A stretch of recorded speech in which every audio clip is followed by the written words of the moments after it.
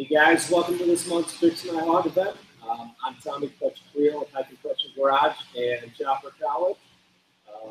Today we're going to be walking through how to build a gas tank and going through the steps, the tools, things you can use in your garage to bang one together, and also some areas to take into consideration if you're doing it. Because years of doing this stuff, I get that it's intimidating and things along those lines. So I'm going to walk you through a process today and have some fun while we're doing it. Before we get into things, I want to mention to you guys to check out the regular ride sweepstakes we've got going on right now. Go ahead and there should be a button or a link right there below you. Click on that. It's ending off August 9th, so make sure to get in there before then and give away some pretty cool parts and some other things. So make sure to check that out. For some of you that didn't see me last time, I've been building bikes for 10, 15 years now, all the way from corporations to also some celebrities as well. So this is nothing new to me and kind of a second nature. All right, let's dive into the fun stuff and get going. I'm going to run through a few of the tools and equipment. Some of you that tuned in last month, I briefly covered the tools and their purpose, but I'm going to go a little bit more in depth today and also just kind of show you the major purpose of these tools and also what to keep in consideration. So we're doing gas tanks. For instance, we have a sportsman tank right here. It's got rear mounting and front mounting, and then below is for the EFI right from there, the vent. So when doing gas tanks, it's not that hard. I'll tell you that right off the bat. It just takes some patience, outlining and mapping out what you're going to do, and then also figure out how many pieces you're going to do and stay with that. So, for instance, if we were to replicate this tank right here and do this, we would want to first, we're doing the same diamond pattern design, make that first, and both sides and the top, and figuring out if we're going to do a 2-piece, 1-piece, or even a 3-piece tank. And what I mean by that is that when building tanks, we're either going to have one piece on the side, we're going to have a top piece, and we're going to have a left side piece. I normally do 2-piece tanks, so we're just going to have a top piece, and then we're going to wrap it all the way around. So today we're actually going to start with the top piece and contour the sides, get that smoothed out, and work around so next month we can finish that thing up for you. So that's the plan today, and hopefully you guys enjoy it. So a few of the tools that I went through last time with you. We have our shop bag, which this is actually filled with sand. You can use BBs in here. This is something that's relatively cheap. You can get and put it in your garage, but critical piece to doing metal working and metal forming. And metal forming is just allowing the metal to work itself, and all you're doing is working around the contours. So these are dollies. These help us get the corners, the radiuses that we need. You can see the shoehorn is a little bit more. It has a bigger contour in the front, longer sleek back end, and then our other tool. These are primarily the ones I use. They have 6, 7, 8 different kinds of those. We have embossing mallets or rubber mallets or teardrop mallets. So we are talking to, there's plenty of names for these. These are critical as well in metal forming, because with our shop bag, what we're doing is putting the metal on the surface right here and pounding away on the metal. And this is actually, this radius right here is stretching the metal apart and allowing us to get the contour that we want. It's going to look like a bunch of shotgun holes right there and all over the place, but that's the start that we want to when we start working on gas tanks, or even, for instance, if you're doing fenders even, or headlight trims or housings. You're going to start working the contour around with these. So these obviously come in different sizes, and we'll go through that a little bit later, but we're going to be using all 3 of these at some point to work around and get bigger indentations where we need them, and then smaller ones around mostly the corners that we use.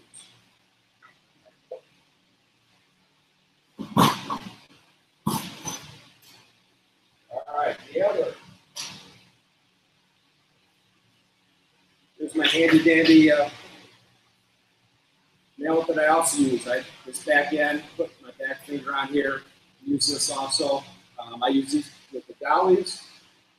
So these mallets and hammers are critical as well. Good old files, hand shears. If you're working and you have too much metal, take a quick hand shear, cut off wheel even, and get that off. You can even just use sanding paper or power sander to get that as well. Now this little chisel. This is for when we're doing a couple tack welds. And I'll get to this more in depth later towards the end of this segment. But if we're doing a two-piece tank, for instance, and we're putting together two halves, what we want to do is actually lift up on one edge and make sure that's a flush mount. Typically, you're going to have an indentation, somewhat in a slight V at the top or on the sides, and this helps give us a better angle to make that flush. And then we would go through on a flashing hammer or an English wheel to smooth that all out. So I use these. You can use a flathead even, but I always recommend to people to stay away from anything that will gouge or put some dents in the material that you don't necessarily want. That's at the end of the day, that's more work for you, and less a little bit more preparation is all you need.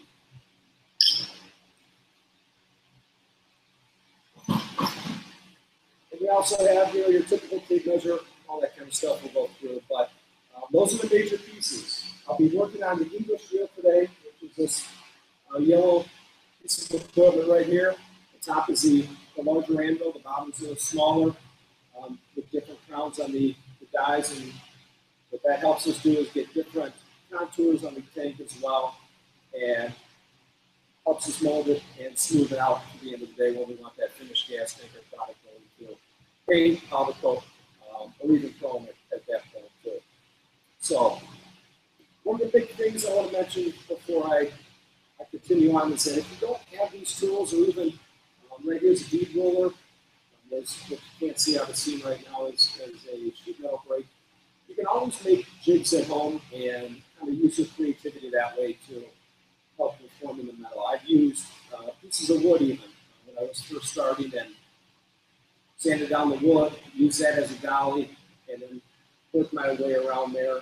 So don't think you need all these pieces of equipment or tools to get you a handmade a tank or whatever project you may be working on in your garage, but it does help with getting it done timely and efficiently.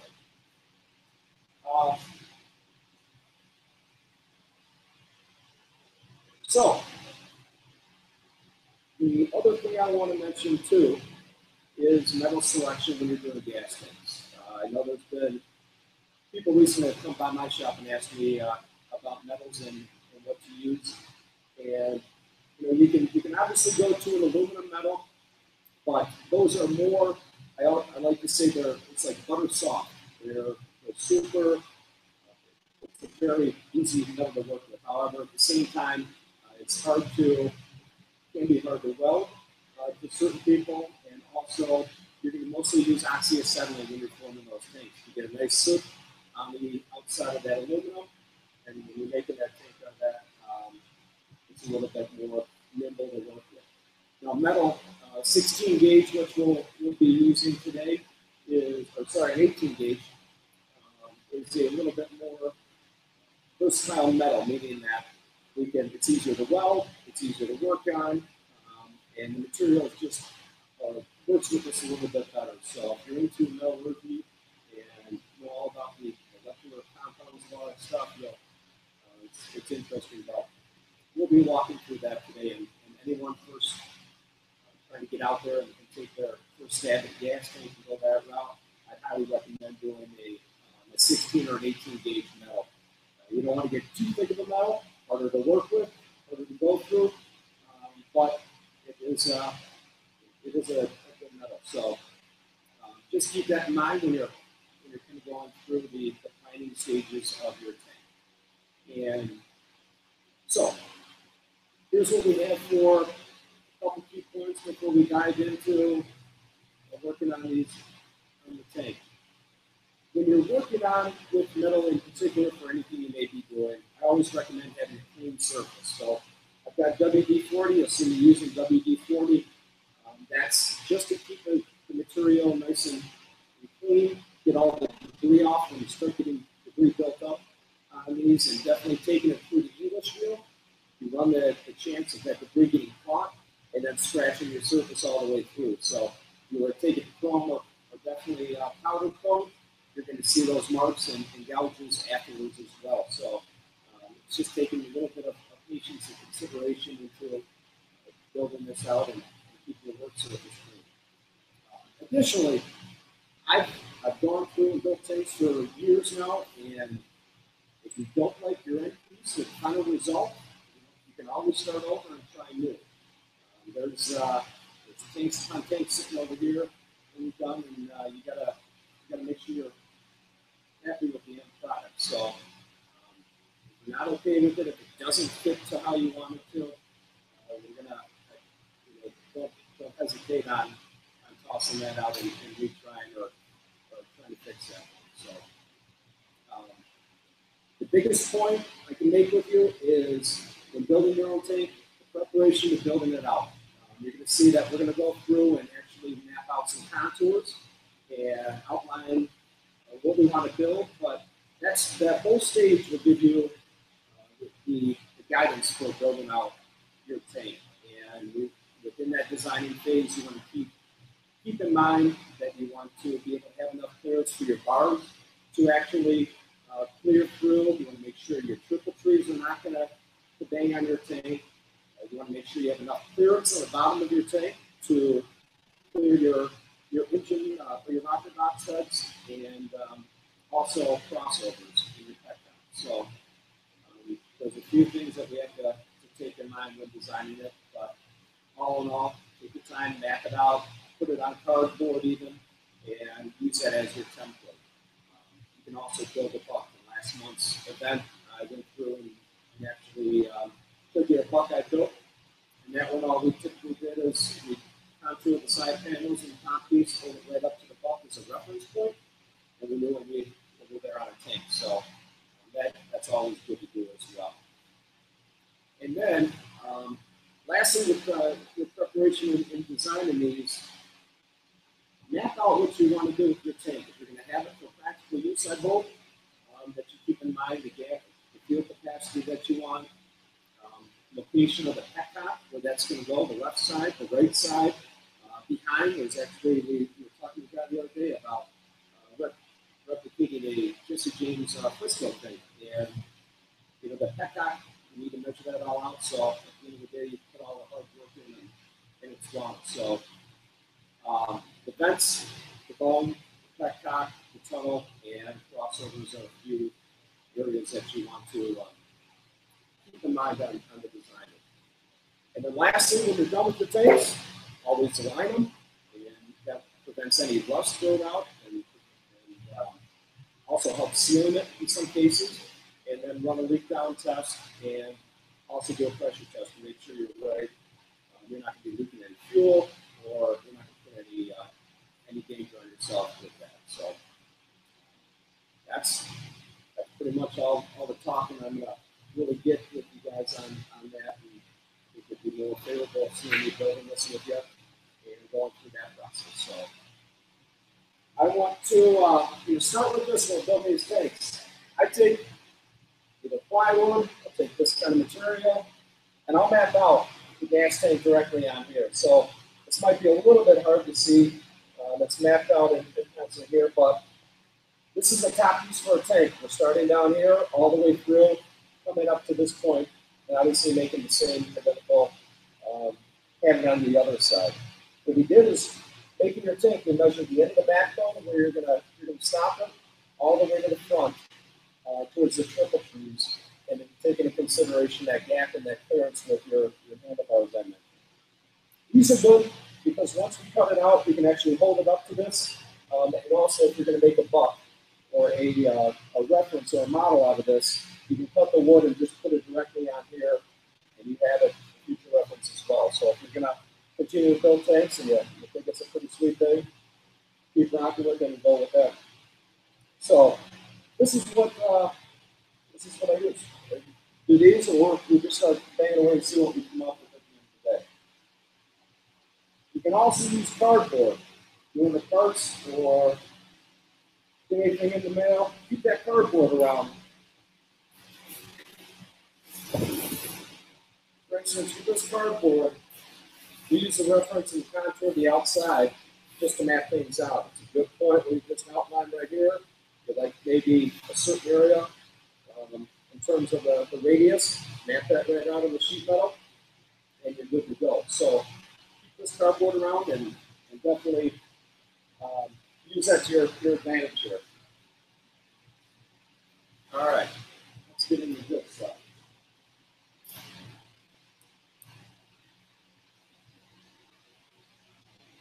Sorry guys, it's like 100 degrees back here, so you gotta drink once in a while. Oh, the last piece. I didn't show you. These are the tunnels. I'm sure many of you already know that on your tank you have a tunnel right there. This goes right directly on the backbone. And when you're mounting your tanks, this side you can see right here, those are for the mounts, or even up here. You want to make sure there's rubber isolators in there. Anything holding fluid on your bike, your oil tank, your gas tank, you want to have some kind of isolator to dim all that road, all the bumps in the road and everything, so you don't get stress fractures, you don't start to weaken that metal, and down the road you have issues with it. So keep that in mind, and you can either make those, and you can also buy the tunnels as well. So if you're kind of going out and starting with it, maybe buying the tunnel and then working the outside of the tank would be a good option too. And then these are actual mounts of slugs to go in the bottom of the tank. So when you're done building the tank, you're going to do a mount directly off the backbone, 2 of those. Put these right in your tank, cut out the slots for them, recess them in, and then weld these in, you're good to go. These are also a nice little skip a corner on or so check those out. All right.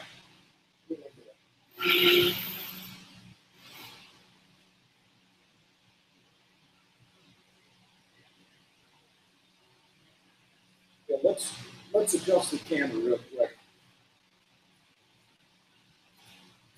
Bring you guys in a little closer.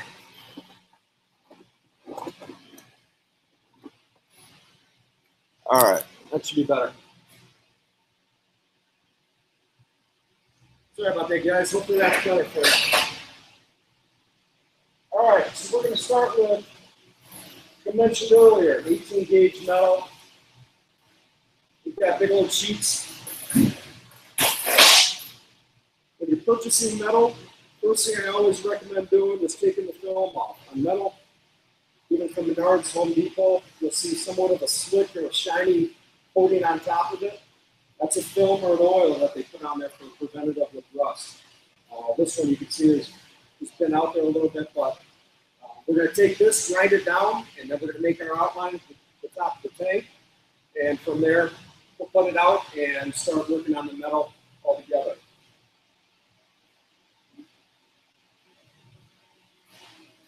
So I've just got a general grinder here.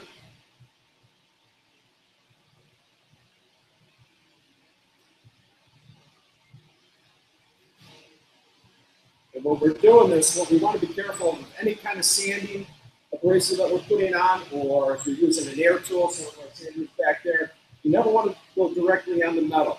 You'll see when we go into doing the contours and taking that metal down, what you're doing is putting a dead spot directly in the metal. So you want to go on the circular pattern all the way through, make sure you have an even grinding area for it.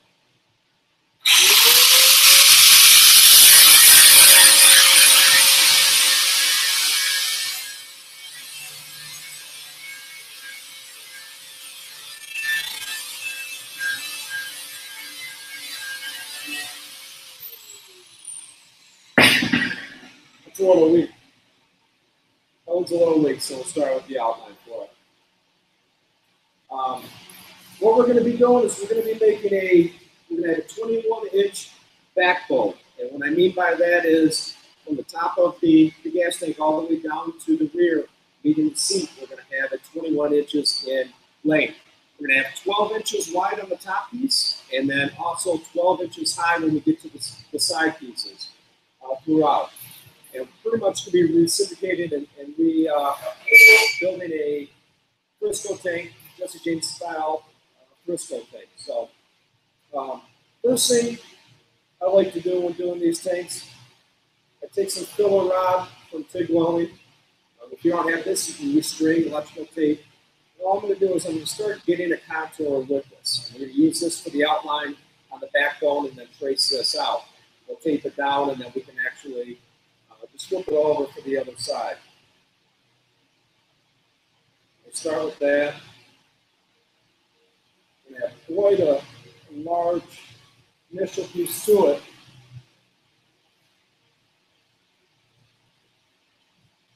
So you're just going to continue to work the filler rod or electrical tape and get that basic design down.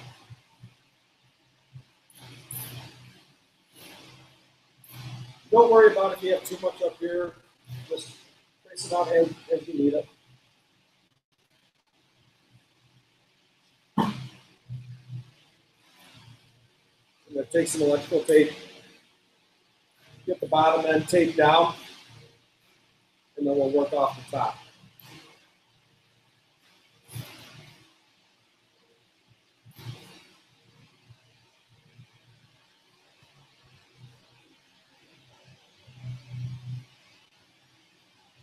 All right, pretty darn close there. So after that point, if you like your design and like where you're going with it, trace that out, but what we're actually going to do is cut about ½ inch extra metal on the outside of this. One thing to keep in mind when you're building your tanks is that as you're stretching or shrinking the metal, you're taking away or adding metal to that piece as well. So if we're going to be working on this top piece, we're going to need to stretch the metal with our trigger and stretcher, and also the English wheel does that as well, pulling that metal a little bit farther. So we're going to gain metal as we go, and I always like to take away metal rather than adding to it. So we'll add, like I said, ½ inch to the outside of this and work it from there. And I'm not too thrilled about this one. Get this one a little bit better.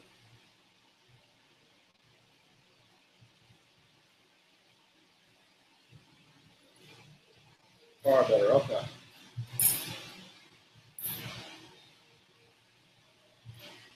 So all you're going to do now is flip it back over. You already have your contour pretty much right there, so face that other side out.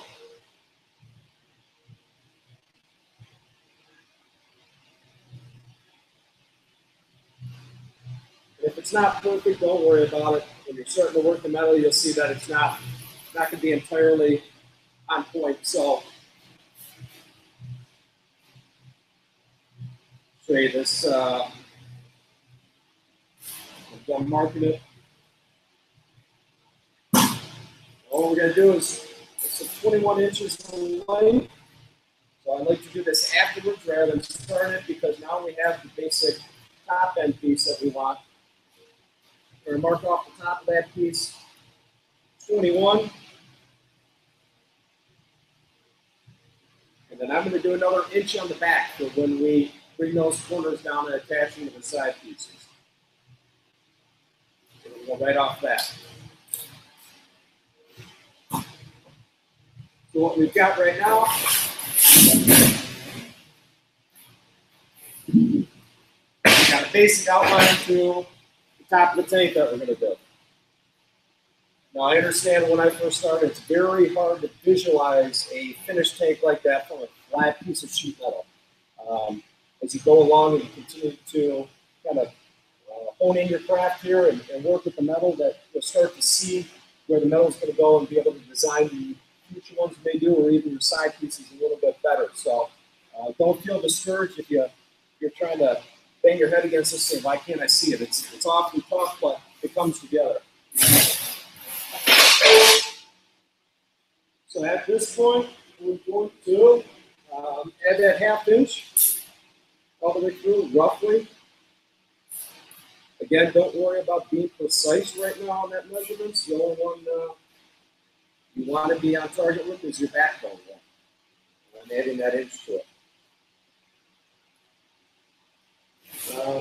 I just work my way around, adding 1/2 inch to all areas around those. And then what we're going to do is connect those all and then cut those. Cut this out.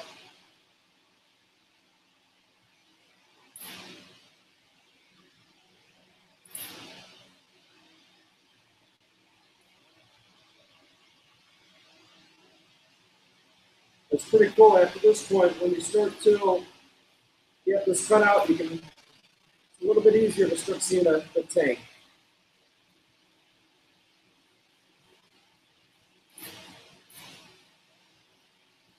All right, so we've got all our markings to add that 1/2 inch to the outside. Done this fairly often, and I can get this pretty close. Get a little bit all over to sand those edges down.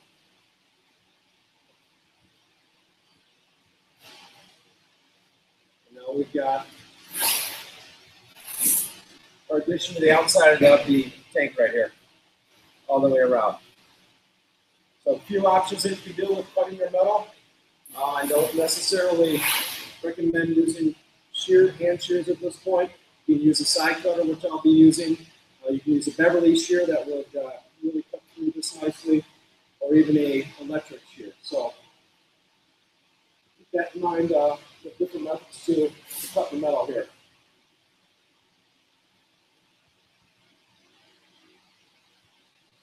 All right, we're going to cut this thing out. Get going.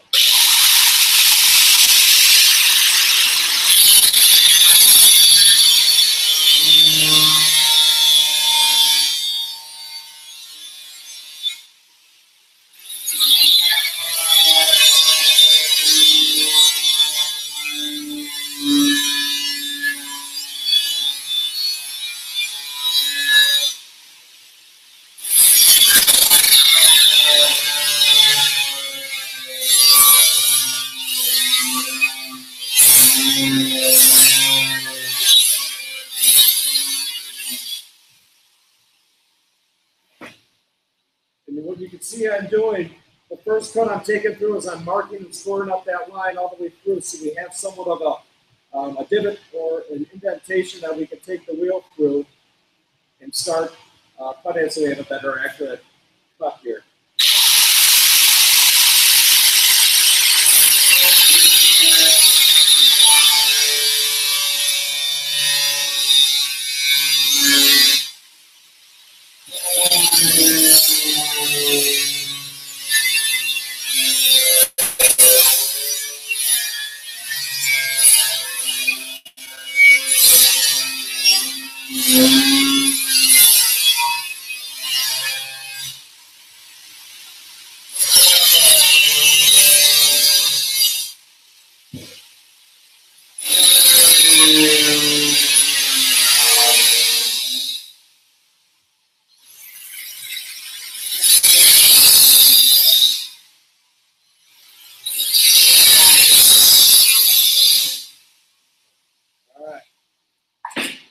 There.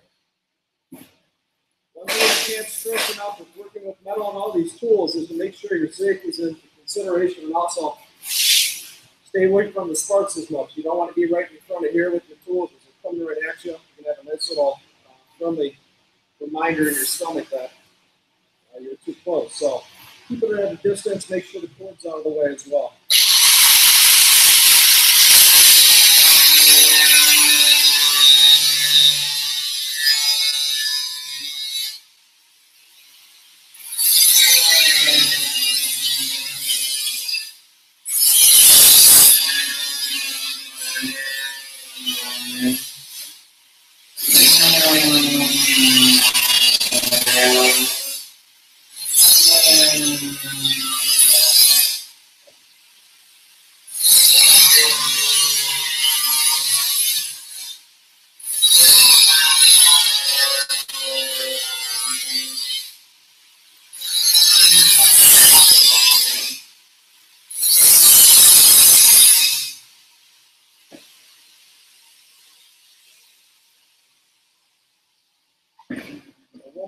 going, and we'll be good to go.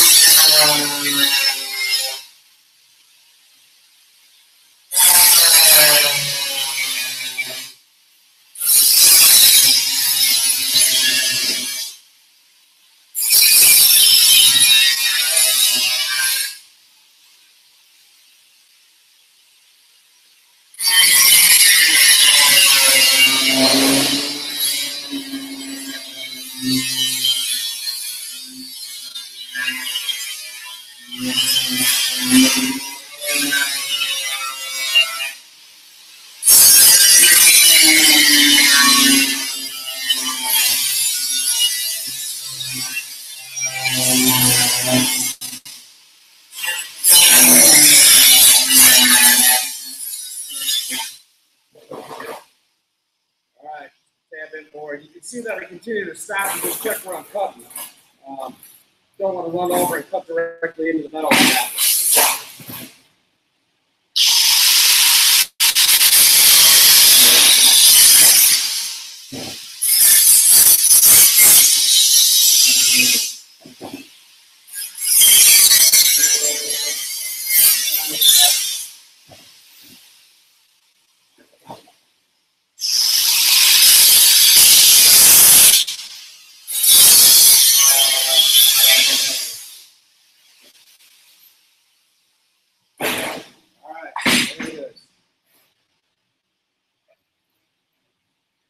Took a little line up, but I got it. That's our general shape we're going to be using.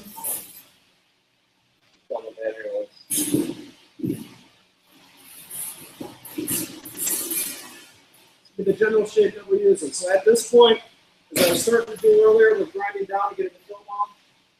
We're going to do that, and we're also going to deburr these sides. So we're working on it and about to lay in some of the contour that we want to have that will not strike our hands and start to rip them up on here. So again, making sure the work surface is clean and you're not worrying about any of the safety precautions. So, all right, we're still right there. So that's perfect. Now I'm just going to take down the corners and start working on the metal, the foam stuff.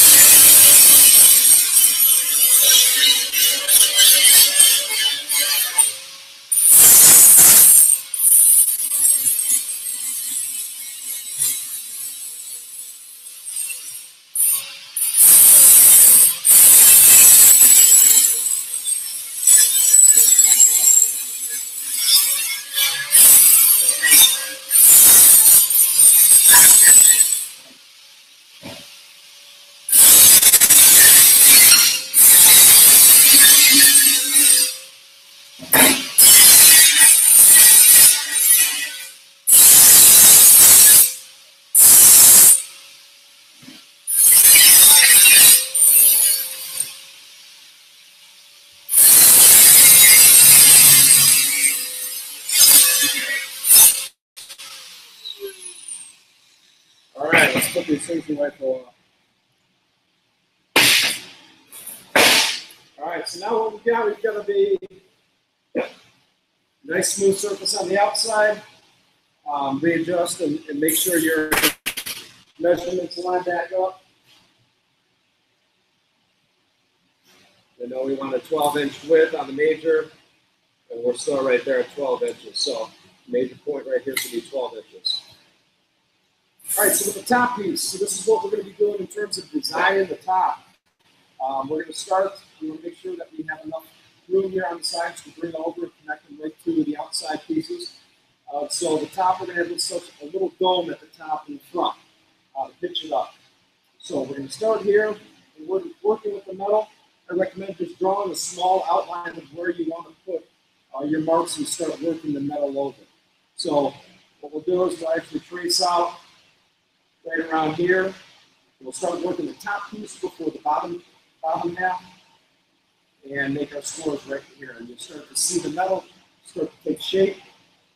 And that's when we'll start going through some of these fun tools.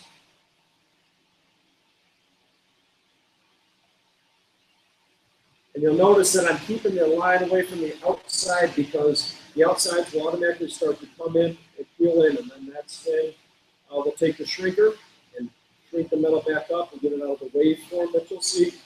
And then that's much easier and to work with.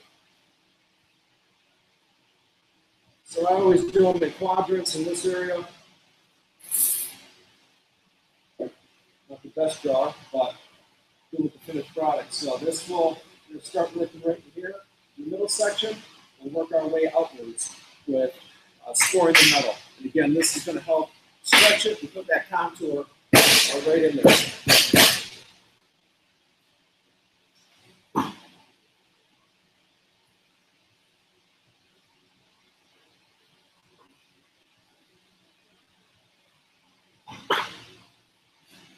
All right. So I'm going to hold this with my left hand with the piece. Make sure this is spread out a little bit. We're going to use a large embossing mallet here to start getting our larger scores. Don't feel like you're putting too much pressure on here. Hit it as hard as you possibly can to start getting get those marks in.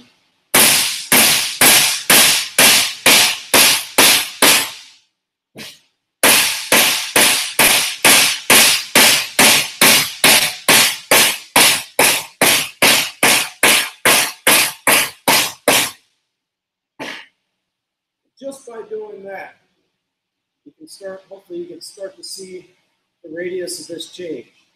All I'm doing is putting those marks in and starting to help form the metal. So what I like to tell people is just work with the metal, not against it. So if the metal's starting to turn that way, start putting some shots around the outside, and it'll help bring it in again.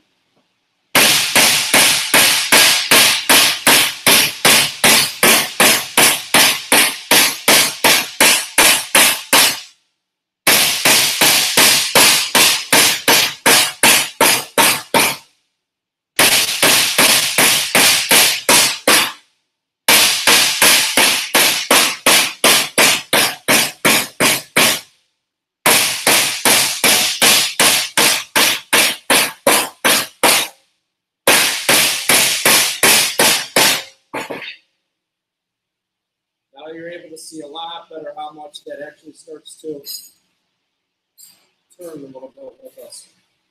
So all I'm doing is still putting those marks in. We're going to do a couple more. I'm going to roll through the English wheel. I know we're getting short on time, so we'll take it through the English wheel. And we'll start working it quickly that way. But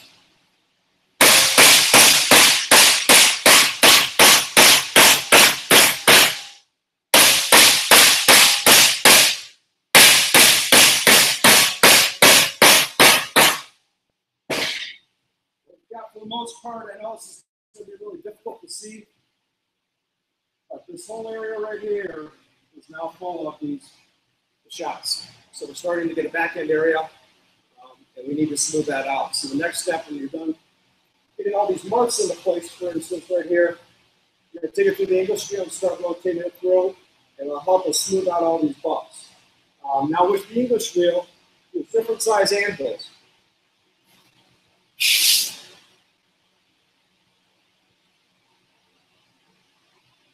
What I have on there right now is, we refer to it as a crown, which is the radius on the actual anvils.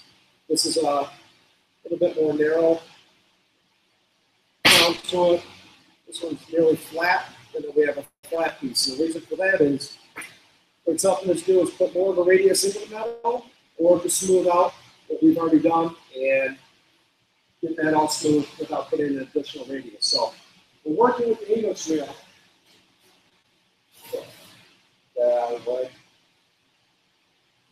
First thing I can recommend is not getting your fingers caught here. It does not feel well.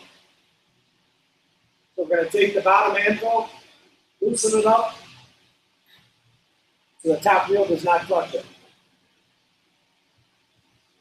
You work in quarter turn increments with this for your tension. So start with that, turn the top wheel, get the bottom wheel running too with it. Shoot some WD on here. Got a better slicker surface. Again, we're going to take the top wheel, put it through, take our piece, get it in there. Additional quarter turn, and then work with the English wheel. I always put my fingers out to the side. Got probably too many times in it, so take it out and work with the metal. As you do this, and if you try this, you're going to see that all these bumps you're feeling go through. The more you apply pressure consistently all the way through, those bumps are going to come out and help with get that radius.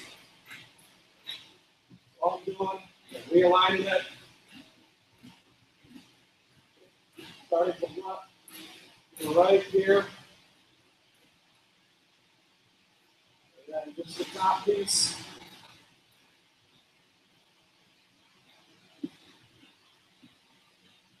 We're going to continue to work our way all the way through.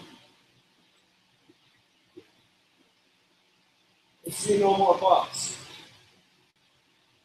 Even where we don't have any of our scoring marks in here, we're going to start working at it at edge as well.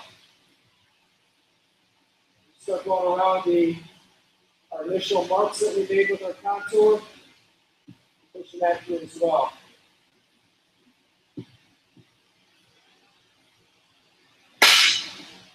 From this point,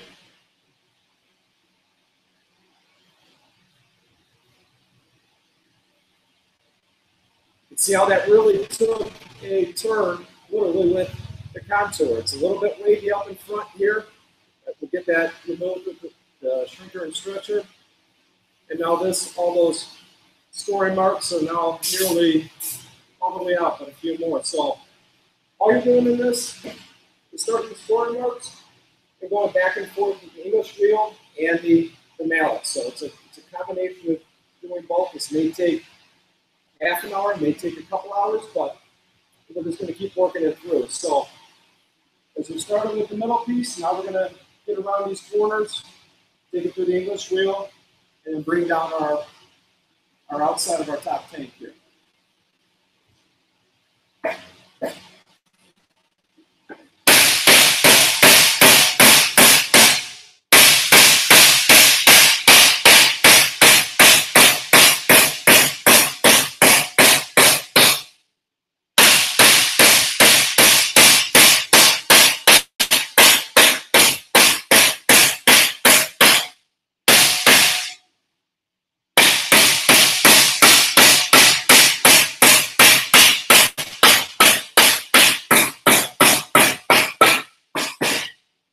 Again, that's where we want to go with the tank. We're doing that Frisco style where it's going to come up and come farther back. So if you didn't want to have this much of a radius and need to draw it back a little bit, it's fairly easy to start adjusting. What you're going to do in that case is take these corners that are flared out on you right here and put it through the stretcher, and that'll cause the metal to expand and allow more metal in here to free up. So it'll start pulling back a little bit. Work your way around on the stretcher, and that will help take away that issue that you may run into. But you can see now it's starting to look like a cobra back end. Eventually we'll take down the materials on the side. So we'll only have a couple more in here with the smaller embossing mallet around the corners, and then we'll take it to the English reel again here.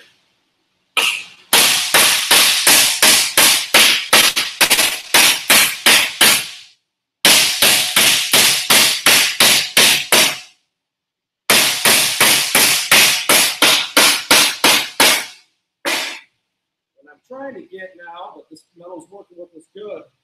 I'm trying to get the ripple corners and the waves here so we can take it through the shrinker. So I'll do a few more and then we'll take it through the English wheel and then the shrinker to bring down the side.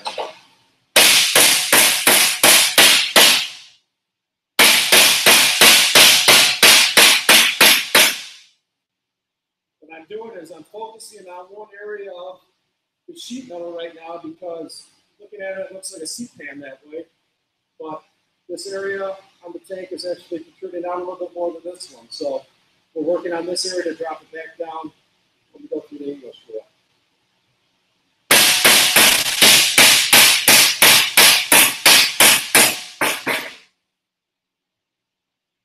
That is up a little bit, we do a little bit more on this side.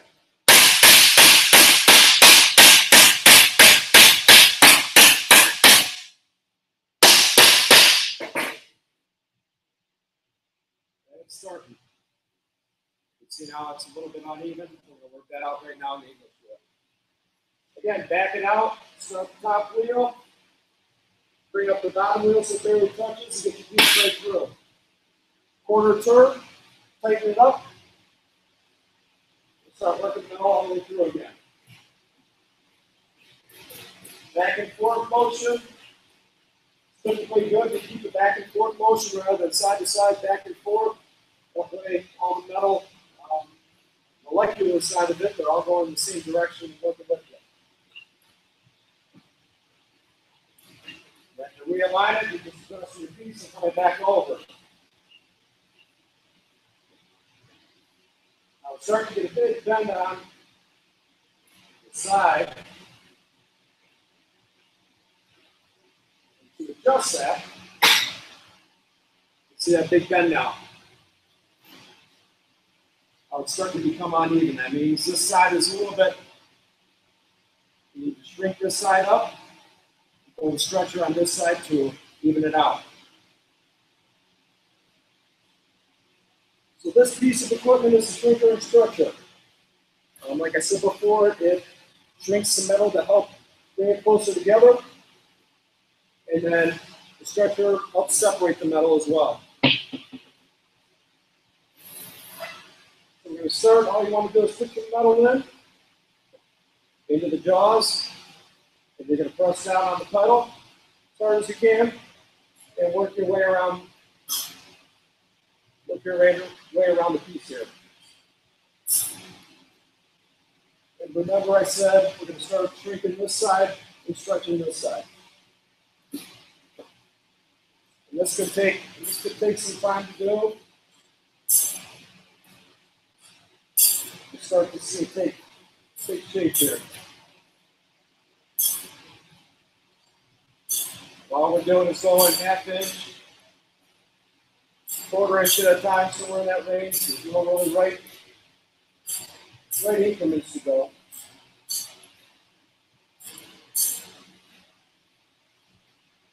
It's starting to pull the metal down now, so we'll even out that metal here on the side.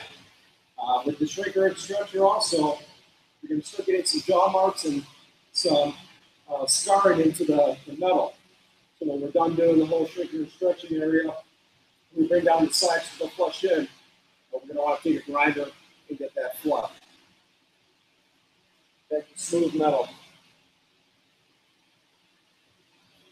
Just keep working our way around.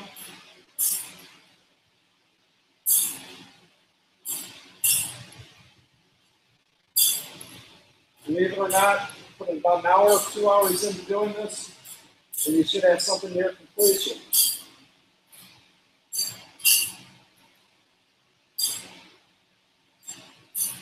Now I'm just focusing on one area now because I can start to see the metal come back.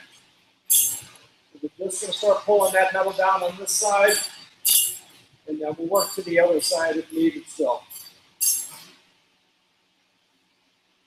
Starting to come down a little bit better now for us right here through all those shrinking marks. Now we'll go around and stretch that side. And like I said early on, it's just about being patient with this.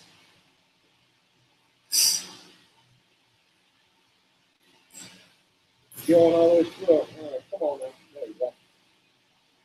Now we're going to stretch this side, start pulling the metal apart, and work that area out as well.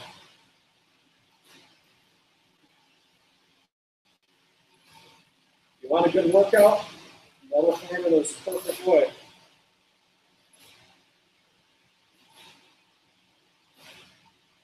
All right. So now they're starting to come down more. Now in this area, I'd recommend going, since we have a little bit of a higher radius on this side, put some more shots in here and start working the English wheel again, left to right. And that'll help even it out a little bit. Even it out a little bit here. So just kind of look at the metal, figure out where you need to work it, and continue to go back and forth. If it's continue to put shots in there, take it to the English wheel and run it through. That's going to be the hardest portion of building the tank and mapping that out. So we'll make sure I get to some of these questions for you guys. But we're going to run it one more time through, and then I'll get to these questions. But that's it. That's what you're doing with metalworking. You're working on the tool.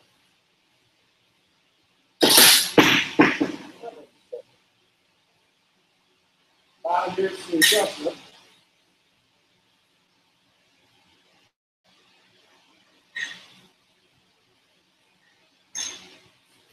Bring it all the way back out.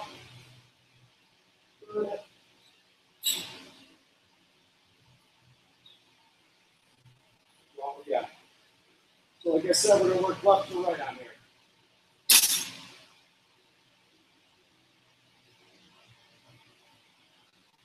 And that's going to help you get our radius. You can also put a different die in the bottom.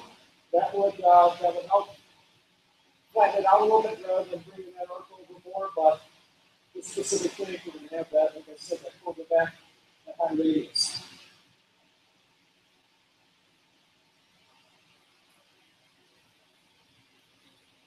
See it right, it's starting to take shape. So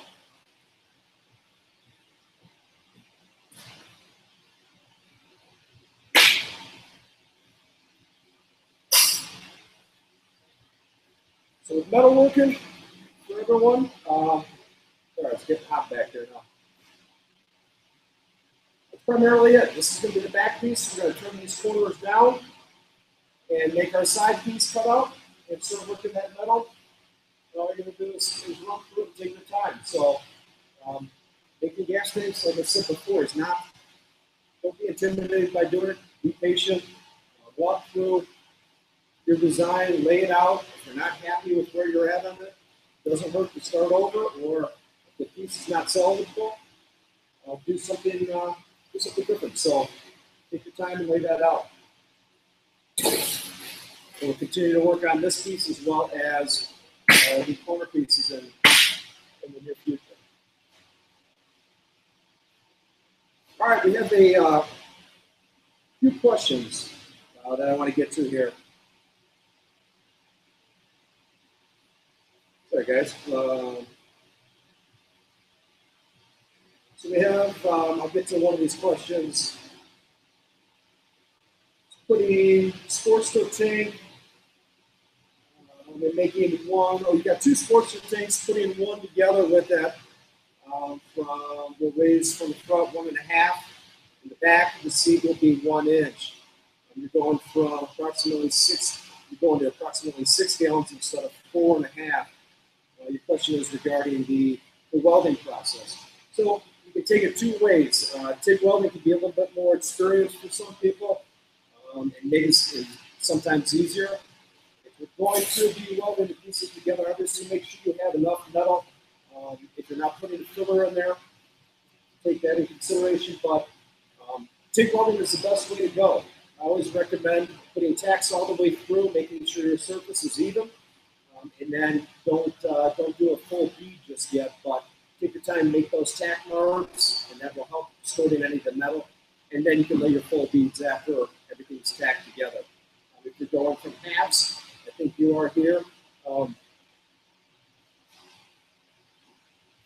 Take your chisel, raise the metal up so it's flush, You start making your tacks all the way through, readjust, make your tacks, and then that will be the best way to go without having to worry about, like I said, distorting the metal.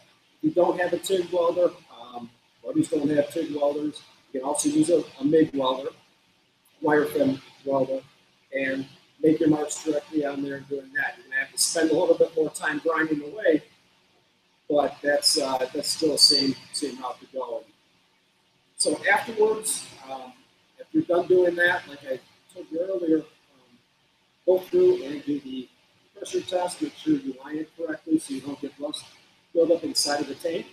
And then make sure you do a leak down test to make sure nothing's leaking. So it's that part of putting it all together should be fairly simple, to be honest with you, with welding. To make those tacks, you should be good to go. I want to thank everyone for joining us today on this first part of making a handmade gas tank. And we're going to continue to work on this piece and go through some additional metalworking and cover those as well. So remember, when you're working on metal, take your time, be patient, and most importantly, have fun doing it. So map it out and just enjoy the whole process. Lastly, don't forget to check out the Ready to Ride sweepstakes and hit that subscribe button and get yourself in store for some sweet parts by August 9th. So, thanks again, everyone, and have a great weekend.